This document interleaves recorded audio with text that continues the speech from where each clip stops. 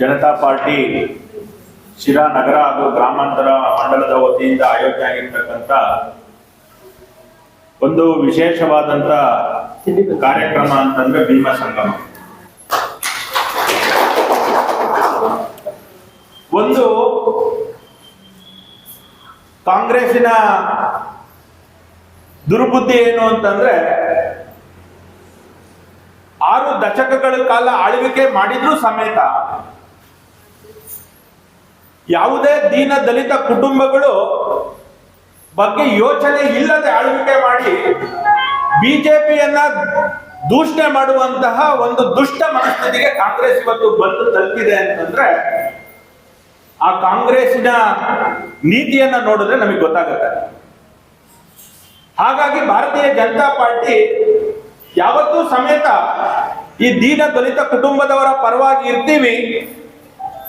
ದೀನ ದಲಿತ ಕುಟುಂಬದವರನ್ನ ನಾವು ದೇವರ ಸಮಾನದಲ್ಲಿ ನೋಡ್ತೀವಿ ಅಂತಕ್ಕಂಥ ನಿಟ್ಟಿನಲ್ಲಿ ತನ್ನ ಆಯೋಜನೆಯನ್ನ ಈ ಕಾರ್ಯಕ್ರಮದ ಮೂಲಕ ಎಲ್ಲ ಬೂತ್ಗಳಿಗೆ, ಎಲ್ಲ ಮಂಡಲಗಳಿಗೆ, ಎಲ್ಲ ಶಕ್ತಿ ಕೇಂದ್ರಗಳಿಗೆ ತಲುಪುವ ನಿಟ್ಟಿನಲ್ಲಿ ಭೀಮಾ ಸಂಗಮ ಕಾರ್ಯಕ್ರಮವನ್ನು ಆಯೋಜನೆ ಮಾಡಿದೆ.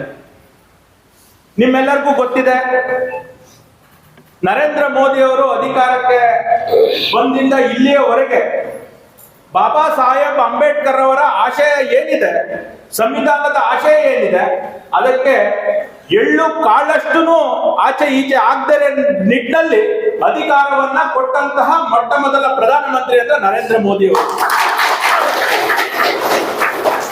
ಅವ್ರು ಹೇಳ್ತಾರೆ, ಸಂವಿಧಾನ ನನ್ನ ಪ್ರಾಣ ಹೋದ್ರೂ ಪರವಾಗಿಲ್ಲ, ಈ ಸಂವಿಧಾನದ ಆಶೆಯನ್ನ ಬಿಡಲ್ಲ ಅಂತಕ್ಕಂಥ ಮಾತನ್ನ ಮೊಟ್ಟ ಮೊದಲಿಗೆ ಹೇಳಿದಂತ ಪ್ರಧಾನಿ ನರೇಂದ್ರ ಮೋದಿ ಅವರು. ಅಂತಹ ನರೇಂದ್ರ ಮೋದಿ ಅವರ ಬಗ್ಗೆ, ನಮ್ಮ ಭಾರತೀಯ ಜನತಾ ಪಾರ್ಟಿಯ ಬಗ್ಗೆ ಅಪಮಾನಗಳನ್ನ ಅಂದ್ರೆ ಬೆಟ್ಟು ಮಾಡಿ ತೋರಿಸುವಂತಹ ಕೆಲಸಕ್ಕೆ ಕಾಂಗ್ರೆಸ್ ಕೈ ಹಾಕಿದೆ. ಈ ಕೆಲಸಕ್ಕೆ ನಾವು ಪ್ರತ್ಯುತ್ತರವಾಗಿ ನಮ್ಮ ಪಾರ್ಟಿಯ ಕೇಡರ್ ಏನಿದೆ, ದೀನ ದಲಿತರ ಮನೆಗೆ ಹೋಗ್ಬೇಕು, ಅವ್ರ ಜೊತೆ ಊಟ ಮಾಡಬೇಕು, ಅವರನ್ನ ನಮ್ಮ ಮನೆಗಳಿಗೆ ಕರಿಬೇಕು, ಅವ್ರಿಗೆ ನಾವು ಎಲ್ಲರೂ ಸಹಪಂಕ್ತಿ ಭೋಜನಗಳನ್ನ ಮಾಡಬೇಕು ಅಂತಕ್ಕಂಥ ಆಯೋಜನೆಯನ್ನ ಇಟ್ಕೊಂಡಿದ್ವಿ.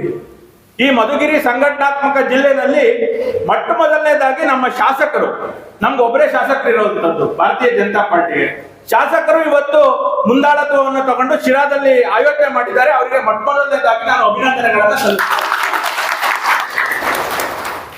ನಾವೆಲ್ಲರೂ ಯೋಚನೆ ಮಾಡಬೇಕಾಗಿರೋದು ಏನು ಅಂತಂದ್ರೆ, ಹಲವಾರು ಯೋಜನೆಗಳು ಇವತ್ತು ಹೆಣ್ಣು ಮಕ್ಕಳಿಗೆ ನರೇಂದ್ರ ಮೋದಿ ಅವರು ಕೊಟ್ಟಿದ್ದಾರೆ.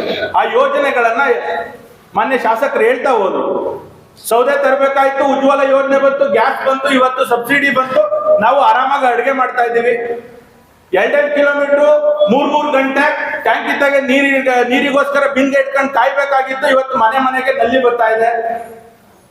ನಮ್ಮ ಮಕ್ಕಳಿಗೆ ವಿದ್ಯಾಭ್ಯಾಸಕ್ಕೆ ಬಹಳ ತೊಂದರೆ ಆಗ್ತಾ ಇತ್ತು, ಇವತ್ತು ಪೋಸ್ಟ್ ಮೆಟ್ರಿಕ್, ಪ್ರೀ ಮೆಟ್ರಿಕ್ ಸ್ಕಾಲರ್ಶಿಪ್ಗಳ ಮೂಲಕ ಇವತ್ತು ಯಾವುದೋ ಒಂದು ಹಸು ಮೇಯಿಸ್ಕೊಂಡು ಒಂದು ಬಡ ಕುಟುಂಬದಿಂದ ಬಂದಂತಹ ವ್ಯಕ್ತಿ ಇವತ್ತು ಡಾಕ್ಟರ್ ಆಗಿ, ಇಂಜಿನಿಯರ್ ಆಗಿ, IAS ಆಫೀಸರ್ ಆಗಿ ಹೋಗ್ತಾ ಇದ್ದಾರೆ ಅಂತಂದ್ರೆ ಇವತ್ತು ಭಾರತೀಯ ಜನತಾ ಪಾರ್ಟಿ ಕೊಟ್ಟಂತಹ ಸರ್ಕಾರದ ಯೋಜನೆಗಳ ಜೊತೆಗೆ ಭಾರತೀಯ ಜನತಾ ಪಾರ್ಟಿಯ ಸರ್ಕಾರದ ಯೋಜನೆಗಳು ಸಂವಿಧಾನದ ಆಶಯದಂತೆ ನಡೆಯುವಂತಹ ನಿಟ್ಟಿನಲ್ಲಿ ಹೋಗ್ತಾ ಇರೋದ್ರಿಂದ ಮಾತ್ರ ಇವತ್ತು ಈ ರೀತಿಯ ಬದಲಾವಣೆ ನಮ್ಮ ಭಾರತದಲ್ಲಿ ಕಾಣ್ತಾ ಇದೆ ಅಂತಕ್ಕಂಥದ್ದನ್ನ ನಾವೆಲ್ಲರೂ ಮನವರಿಕೆ ಮಾಡ್ಕೋಬೇಕಾಗುತ್ತೆ.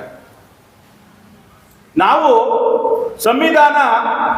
ಸಂವಿಧಾನಕ್ಕೆ ಅಪ್ಪನ ಮಾಡ್ತಾರೆ ಬಿಜೆಪಿನವರು ಹಂಗ್ ಮಾಡ್ತಾರೆ, ಬಿಜೆಪಿನವರು ಹಿಂಗ್ ಮಾಡ್ತಾರೆ, ಪ್ರತಿದಿನ ನೋಡ್ತಾ ಇದ್ದೀವಿ. ಆದ್ರೆ ಕಾಂಗ್ರೆಸ್ನವ್ರು ತಿಳ್ಕೋಬೇಕಾಗಿರೋದೇನು ಅಂತಂದ್ರೆ, ಡಾಕ್ಟರ್ ಬಾಬಾ ಸಾಹೇಬ್ ಅಂಬೇಡ್ಕರ್ ಅವರು ಸಂವಿಧಾನವನ್ನ ಕೊಟ್ರಲ್ಲ, 1950ರಲ್ಲಿ ಅವರು ಮಂತ್ರಿ ಆದ್ರಲ್ಲ, ಮಂತ್ರಿಯಾಗಿ 1 ವರ್ಷಕ್ಕೆ ಕೆಳಗಿಳಿಸಿದ್ರಲ್ಲ ಕಾಂಗ್ರೆಸ್ನವ್ರೆ, ಅವತ್ತು ಬಾಬಾ ಸಾಹೇಬ್ ಅಂಬೇಡ್ಕರ್ಗೆ ನೀವು ಅಪ್ಪನ ಮಾಡಿಲ್ವಾ? ಹೇಳಿದ್ರು ಶಾಸಕರು, ನಾನಿವತ್ತು ಶಾಸಕ ಆಗಿದ್ದೀನಿ ಅಂತಂದ್ರೆ ಬಾಬಾ ಸಾಹೇಬ್ ಅಂಬೇಡ್ಕರ್ ಅವರ ಸಂವಿಧಾನ ಕಾರಣ ಅಂತ ಹೇಳಿ. ಒಬ್ಬ ಬಡ ವಿದ್ಯಾರ್ಥಿ ವಿದ್ಯೆಯನ್ನ ಅರ್ಹತೆಯನ್ನ ಪಡ್ಕೊಂಡು ಉನ್ನತ ಸ್ಥಾನದಲ್ಲಿ ಒಬ್ಬ IAS IPS ಆಫೀಸರ್ ಆಗ್ತಾನೆ ಅಂತಂದ್ರೆ ಸಂವಿಧಾನ ಕಾರಣ, ಬಾಬಾ ಸಾಹೇಬ್ ಅಂಬೇಡ್ಕರ್ ಕಾರಣ. ಒಬ್ಬ ದೀನ ದಲಿತ ಕುಟುಂಬದಿಂದ ಬಂದಂತ ವ್ಯಕ್ತಿ ಇವತ್ತು MLA MP ಮಿನಿಸ್ಟರ್ ಆಗ್ತಾರೆ ಅಂತಂದ್ರೆ ಸಂವಿಧಾನ ಕಾರಣ. ಯಾರೂ ಬೇಡ ರೀ, ನಮ್ಮ ದೇಶದ ಮೊದಲನೇ ಪ್ರಜೆ ರಾಷ್ಟ್ರಪತಿ ಹುದ್ದೆಗೆ ಒಬ್ಬ ಟ್ರೈಬಲ್ ಕಮಿಟಿ ಒಬ್ಬ ಮಹಿಳೆಯನ್ನ ಆಯ್ಕೆ ಮಾಡಿದಂತಹ ವ್ಯಕ್ತಿ ಯಾರು? ಆ ರಾಷ್ಟ್ರಪತಿ ಹುದ್ದೆಗೆ ಕೂರಿಸಿದಂತಹ ಪಾರ್ಟಿ ಯಾವುದು?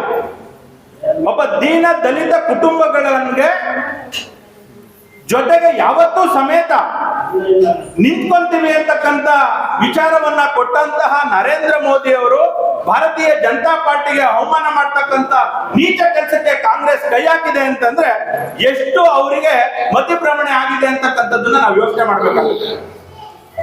ನಾವು ಇವೆಲ್ಲ ವಿಚಾರಗಳನ್ನ ಇಟ್ಕೊಂಡು ಇವತ್ತು ಪ್ರತಿ ಮನೆ ದೀನ ದಲಿತ ಕುಟುಂಬಗಳ ಮನೆಗೆ ಹೋಗಿ ಅವರ ಜೊತೆಗೆ ಊಟ ಮಾಡಿ ಅವ್ರ ಜೊತೆಗೆ ನಾವಿದ್ದೇವೆ ಅಂತ ಹೇಳಿ ಅವರಿಗೆ ಏನು ನಾವು ವಿಚಾರವನ್ನ ಕೊಡಬೇಕು ಆ ವಿಚಾರದ ಜೊತೆಗೆ ವಿಚಾರ ವಿನಿಮಯಗಳನ್ನ ಮಾಡ್ಕೊಂಡು ಸಂವಾದಗಳನ್ನ ಮಾಡ್ಕೊಂಡು ನಾವೆಲ್ಲರೂ ಸಹ ಒಂದೇ ಹೇಳಿದ್ರು.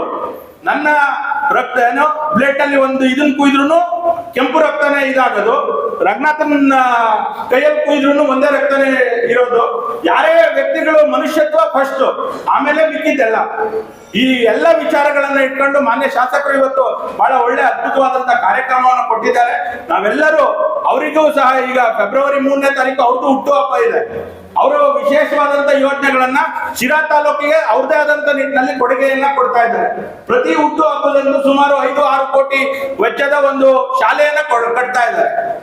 ಅವರು ಬಹಳ ಹಂಬಲ್ ಬ್ಯಾಕ್ ಗ್ರೌಂಡ್ ನಿಂದ ಬಂದಂತ ವ್ಯಕ್ತಿ ಇವತ್ತು ಈ ಮಟ್ಟಕ್ಕೆ ನಿಂತು 10 ಜನಕ್ಕೆ ಅನುಕೂಲ ಆಗ್ಬೇಕು ಅಂತಕ್ಕಂಥ ನಿಟ್ಟಿನಲ್ಲಿ ಅವ್ರ ಶ್ರಮನೂ ಇದೆ. ಸಂವಿಧಾನದ ಆಶಯದಂತೆ ನಮ್ಮ ಶಾಸಕರು ನಡೀತಾರೆ, ಒಬ್ಬ MP ನಡೀತಾರೆ, ಒಬ್ಬ MLA ನಡೀತಾರೆ, ಒಬ್ಬ ಮಿನಿಸ್ಟರ್ ನಡೀತಾರೆ, ಪ್ರಧಾನಮಂತ್ರಿ ನಡೀತಾರೆ, ರಾಷ್ಟ್ರಪತಿ ನಡೀತಾರೆ. ಈ ಕಾಂಗ್ರೆಸ್ನವ್ರಿಗೆ ಕಾಮಲೆ ಕಣ್ಣಾಗೋಗಿದೆ. ಯಾವಾಗ್ಲೂ ದೂಷಣೆ ಮಾಡೋದೇ ಅವರ ವ್ಯಕ್ತಿತ್ವಗಳಾಗೋಗಿದೆ. ಇದಕ್ಕೆ ಯಾವುದಕ್ಕೂ ತಲೆ ಕೊಡಬೇಡ್ರಿ. ಯಾವತ್ತು ಭಾರತೀಯ ಜನತಾ ಪಾರ್ಟಿ ಸಂವಿಧಾನದ ಮೂಲ ಆಶಯಗಳನ್ನ, ಸಂವಿಧಾನವನ್ನ ರಕ್ಷಣೆಯನ್ನ ಮಾಡ್ತಕ್ಕಂಥ ಭಾರತೀಯ ಒಂದು ರಾಜಕೀಯ ಪಕ್ಷ ಯಾವ್ದಾದ್ರು ಇದೆ ಅಂತಂದ್ರೆ ಅದು ಭಾರತೀಯ ಜನತಾ ಪಾರ್ಟಿ. ಅದರ ರಕ್ಷಕರು ಯಾರಾದ್ರೂ ಇದ್ದಾರೆ ಅಂತಂದ್ರೆ ಭಾರತೀಯ ಜನತಾ ಪಾರ್ಟಿಯ ಕಾರ್ಯಕರ್ತರು.